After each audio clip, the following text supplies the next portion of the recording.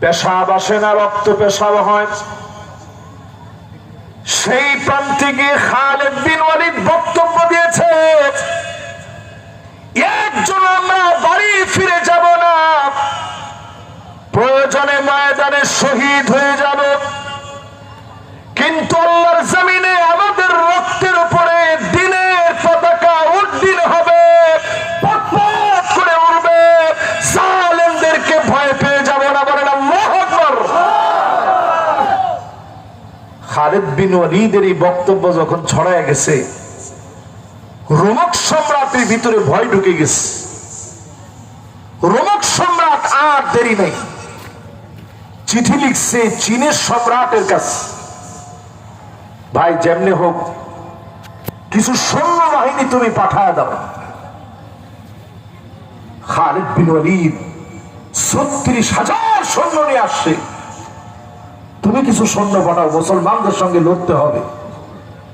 রোমক সম্রাটের মতো এত বড় সম্রাট মুসলমানদেরকে ভয় পেয়ে সৈন্য চেয়েছে চীনের কাছে। চীনের সম্রাট চিঠি লিখছে, ইন্না কওমান লাউ আরাদু আন ইয়াখলাআল জাবাল লাখালাউ, মুসলমান এমন এক জাতি, এরা যদি পাহাড়ের দিকে তাকায় বলে পাহাড় তুমি সরে যাও, মুহূর্তের ভিতরে পাহাড় সরে যেতে বাধ্য হবে। একটু চিন্তা করেন ইমানি হিম্মত কি জিনিস। চীনের সম্রাট, সে কিন্তু মুসলমান না, সে চিঠি লিখছে মুসলমান যদি বলে সব, পাহাড় সরে যাবে। আচ্ছা, এই কথা শোনার পরে রোমক সম্রাটের সাহস বাড়ছে না কমছে? পেটের ভিতরে ব্যথা উঠে গিয়ে যে লোক আগেই ভয় পাচ্ছে, 36,000 সাহাবী, এর মধ্যে যখন শুনছে পাহাড়কে যদি বলে সব, পাহাড় সরে যাবে। এজন্য আমাদেরকে যে সমস্ত দেশ ভয় দেখায়, মুসলমান হচ্ছে লোহার বুট, কোন দাঁত দিয়ে চিবাইতে পারে এমন বিষাক্ত দাঁত পৃথিবীর কোন জালেমের তৈরি হয় না। আমরা সেই জাতি।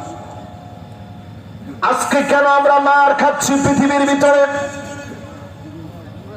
আজ ফিলিস্তিনের দিকে তাকায় দেখে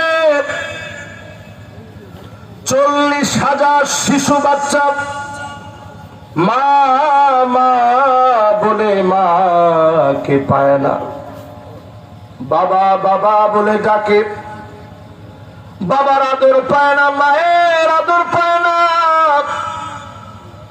ছোট ছোট বাচ্চা ঘরের ভিতরে, মা হারা বাপ হারা একা হয়ে গেছে। 66,000 মুসলমানদেরকে শহীদ করে দিয়েছে। লাখের উপরে মুসলমানের চোখ নাই, হাত নাই, পা নাই, হসপিটালের ভিতরে আছে। আজ মুসলমানদের এমন দুর্দিনে 57টা মুসলিম দেশ থেকে তেমন কোনো প্রতিবাদ করা হয় নাই, একটা সৈন্যবাহিনী পাঠানো হয় নাই, আক্রমণের প্রতিবাদ করা হয় নাই। বরং আপনি টাকা দেখেন, খোদ সৌদি আরবের ভিতরে মদিনা সালের ভিতরে রঙ্গমঞ্চ সাজায়া নাচ গানের অনুষ্ঠান করা হচ্ছে, ঠিক কিনা বলে?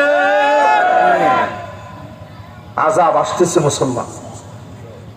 পূর্ব দিকে বড় বড় ভূমিকম্প হবে, মায়ানমারে ভূমিকম্প হয়েছে, থাইল্যান্ডে ভূমিকম্প হয়েছে, ভিয়েতনাম, মালয়েশিয়া, ইন্দোনেশিয়া, ভারতের পূর্ব দিকের যে অঞ্চলগুলো আছে, দক্ষিণ কোরিয়া, উত্তর কোরিয়া সহ, হংকং, জাপান সহ, চায়না সহ সারা দুনিয়ার দিকে ভূমিকম্প আসতেছে, কারণ সারা দুনিয়ার ভিতরে মুসলিমদের পক্ষে কেউ দাঁড়ায় নয়। দিন আসতেছে, লিখে রাখেন আজকের মাহফিলের দিন তারিখ দিয়ে, খাতা কলমে লিখে রাখেন। বর্তমানে ইসরায়েলের ভিতরে দাবানল জ্বলে উঠেছে। আমেরিকার লস অ্যাঞ্জেলেসে, ক্যালিফোর্নিয়াতে, হলিউডের ভিতরে আল্লাহ তাআলা আগুন জ্বালায় দিয়েছে। এই আগুন এমনি আসে নাই, পরের আয়াতের অংশটা শোনেন, তাইলে আপনার কাছে ক্লিয়ার হবে আগুন কেমনে আসছে আর কি কি আসবে। মনোযোগ আছে আপনাদের? কষ্ট হচ্ছে মনে হয়। আল্লাহ রাব্বুল আলামিন সূরা মাইদার ভিতরে বলেন,